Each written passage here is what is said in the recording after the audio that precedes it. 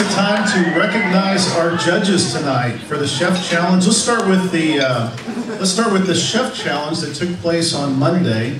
I want to, if the judges could stand when I announce you, we have Terry Pishoff-Worthner, the food and travel writer. He's here tonight. We have David Shallett, chef and television culinary producer. Steve Garner, radio personality for K-Jazz. And Jim Horace, senior editor, Food Arts Magazine.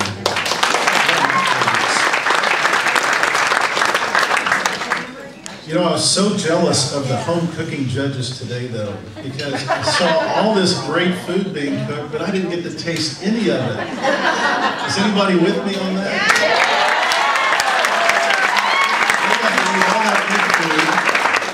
I'm going to have to go home and cook all those recipes now so I can taste them.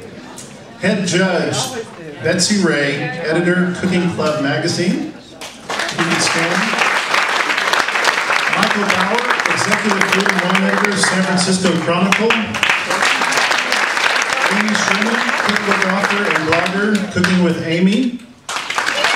Lisa Lopping, food and family writer, the Sacramento Bee. And Jackie Platt, food and nutrition director, Woman's Day.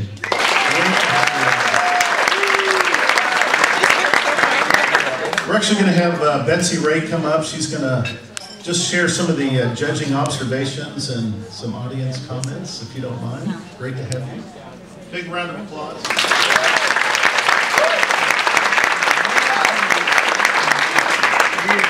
Thank you, Richard. You'd think that after all the beef we ate today, I wouldn't be able to eat beef again tonight. That was a really fine piece of beef.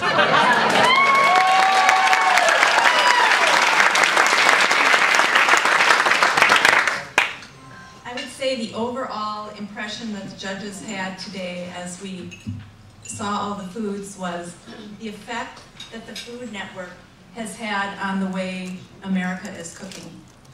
All of the big platters, the plates, the bowls of food that were brought into us looked like they had been prepped in a restaurant kitchen.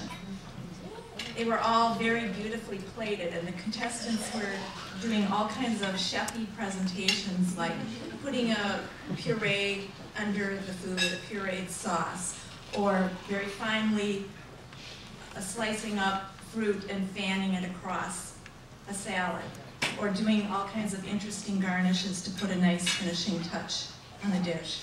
So I would say that the kinds of things people are seeing on TV and seeing the chefs and cookbook people that they admire doing, they're learning a lot and doing that in their own cooking. So I think that's really exciting and brings food to a new level. We also saw the use of a lot of trendy ingredients, things like pomegranates. I think those were in a couple of recipes, and something that's a big product right here, grown here in California. We saw olive tapenade in a couple things, and use of fresh mozzarella balls, which just a few years ago you might only have been able to find in an Italian deli, but now they're quite available in a lot of places across the country. Two of the categories had a healthful, kind of an overall healthful aspect to them.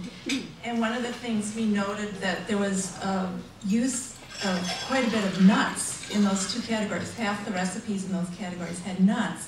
And I think that shows that we are all have gotten that message that there are healthy fats in a lot of nuts, and they're not just those decadent treats, but something that's adding an aspect of healthfulness. So those are just some of the things we observed. In the end, what did it for us was simplicity. With something of a product like beef that has such inherent great flavor, you don't really have to do a lot to beef. You can just cook a great piece of meat and really not have to do much else to it except maybe put a little salt and pepper on it.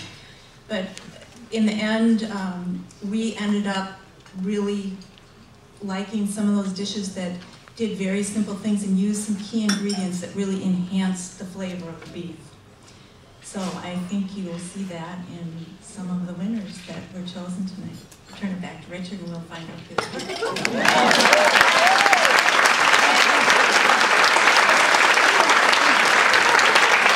Thank you, Betsy. Great insight.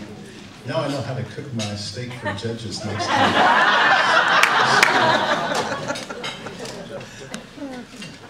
I'm so honored to be here tonight. Really and truly.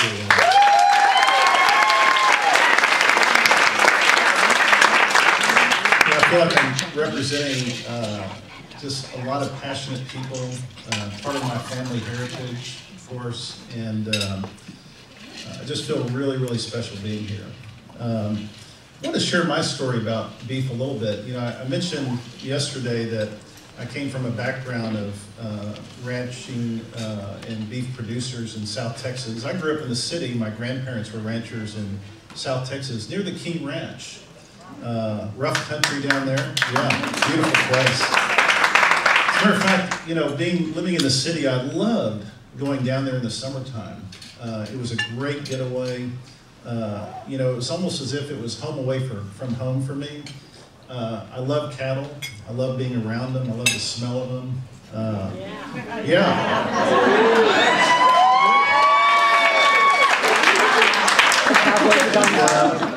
You know, we were over at Cundy yesterday and saw calves that were a couple of days old. Brought back a lot of great memories.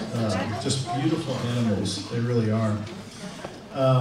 My story was interesting, though, because, of course, as you know, I'm a chef, and I took the route of a chef. And I was all about learning about all the best foods of the world. Everything that the world had to offer in terms of great food, I was all about.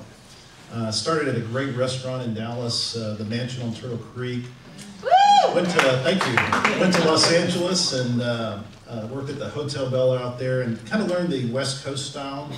Worked with people like Wolfgang Puck, who taught me a lot about the incredible products of California and just the love of those products. Moved back to Dallas and then ultimately ended up, my wife and I, Lisa, were married and moved to Aspen, Colorado. Headed up a hotel there called the Little Nell that was, you know, just a beautiful place, and we really enjoyed it. But the calling was to have our own place, our own restaurant, and we thought about it a lot, about, you know, what that restaurant would be like. And having cooked all the food all over, guess what we came back to for our restaurant? We came back to beef.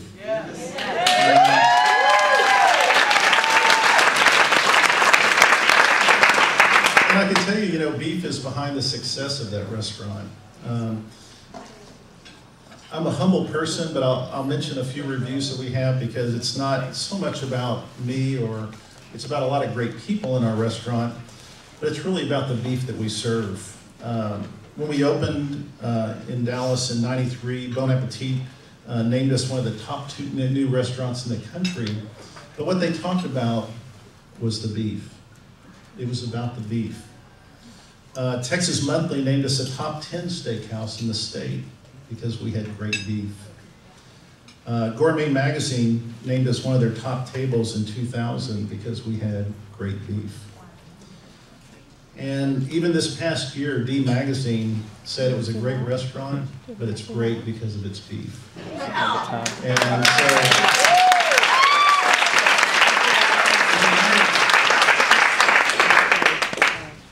so my success, in many ways, comes from the beef. As many of you know also, I partnered back in 2006 on the Healthy Beef Cookbook. A very unique partnership.